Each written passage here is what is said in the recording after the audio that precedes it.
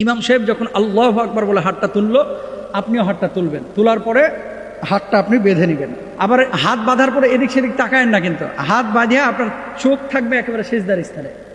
আল্লাহু আকবার বলে আপনি কি করলেন? প্রথমবার হাত বেঁধে নিলেন, সুবহানাকাল্লাহুম্মা ওয়া বিহামদিকা ওয়া তাবারাকা ইসমুকা ওয়া তাআলা জাদ্দুকা, ছানা পড়লেন। ছানা পড়ার পরে আবার আল্লাহু আকবার বলে ইমাম সাহেব হাত তুললো, আপনারাও হাত তুলে হাতটা ছেড়ে দেবেন। আবার আল্লাহু আকবার বলে ইমাম সাহেব হাত তুললো, আপনারাও হাত তুলে হাত ছেড়ে দেবেন। কয়বার গেল? দুইবার হাত ছাড়লেন। এবার আল্লাহু আকবার বলে ইমাম সাহেব আবার তাকবীর দিবে, আপনারাও তাকবীর দিয়ে ইমাম সাহেব হাত বাঁধবে, আপনারাও হাত বেঁধে নেবেন। আর ডান বামে তাকাবেন না, তাকাবেন হচ্ছে নিচে, নিচে সিজদার স্থানে।